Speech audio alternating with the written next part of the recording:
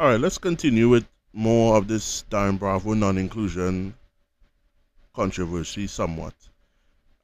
Some people in the comment section has been making comments on the Caribbean Cricket Vintage Collection page about Darren's non-inclusion.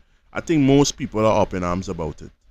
And the reason why most people are up in arms about Darren's non-inclusion is because it really doesn't make any sense.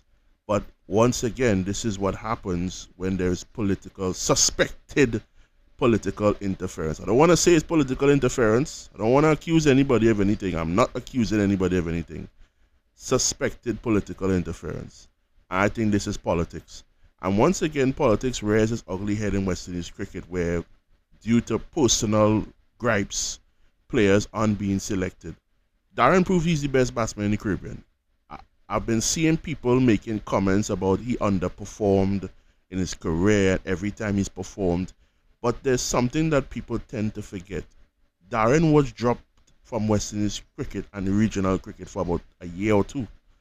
They didn't want him playing even Trinidad cricket, regional cricket for Trinidad. He was not being selected because of his comments.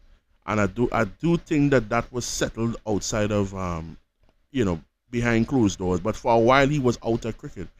But they don't seem to want to let that go. The point still is the selection criteria is a joke. If you're basing it on age, it doesn't make sense because you still need senior players.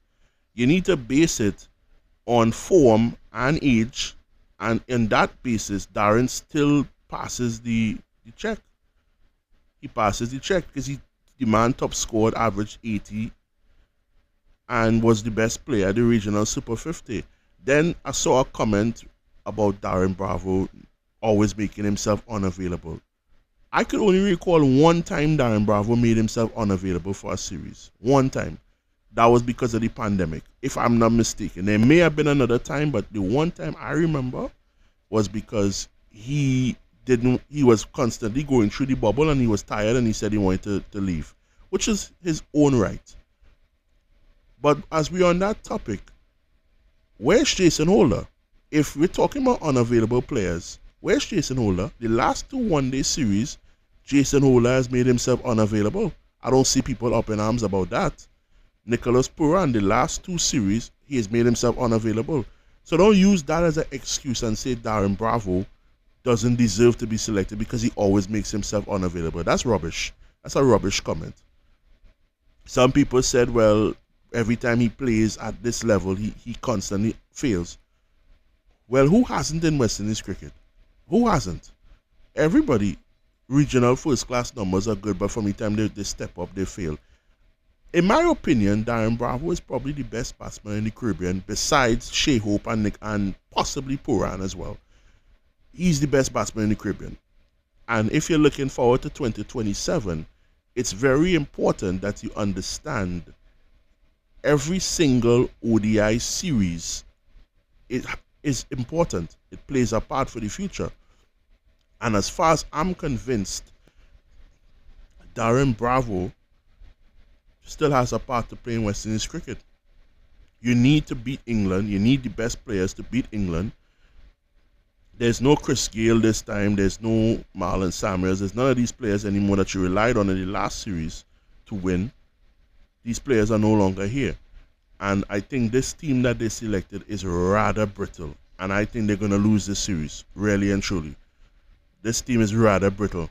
And I think a lot of people are frustrated with the lack of selection. Because look, the guy just came off an exceptional tournament. He averaged 83. How is he not being selected? And Darren Bravo is right to comment on that, because it really is, the problem is the selection criteria. And the problem is you have a personal vendetta against Darren Bravo. And that's a problem. So those are the issues that right now it seems that way, that is a personal vendetta. Let me not say it is a personal vendetta.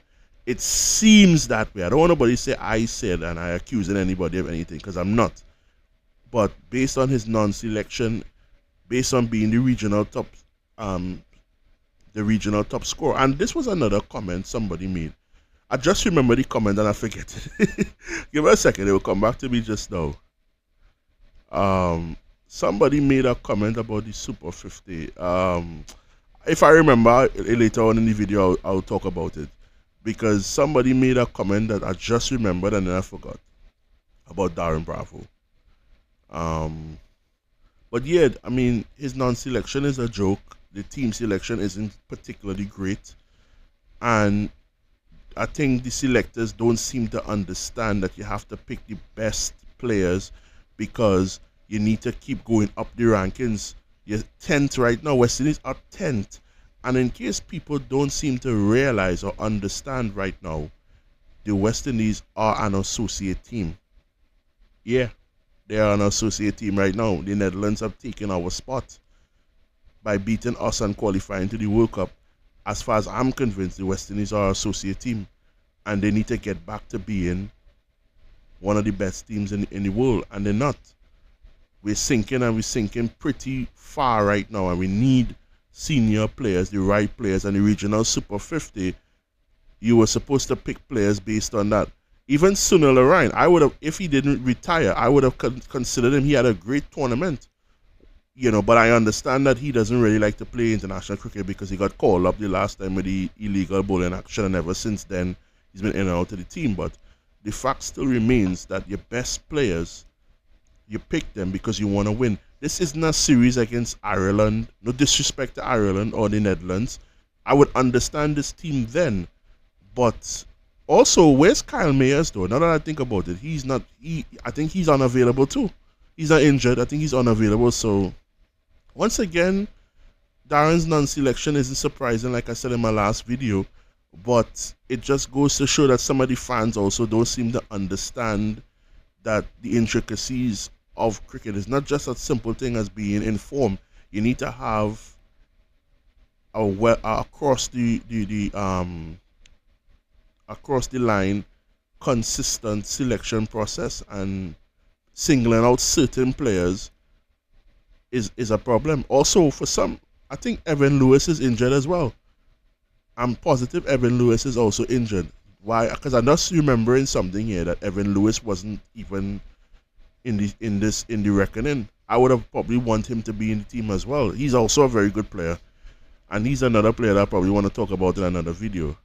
But he just unlucky with injuries and probably fitness as well. So anyway, that's just what I wanted to do, a little part 2 on the video, what people think and what they say, and you know, apologies for the rumblings, but just sharing my thoughts. So yeah, until the next one.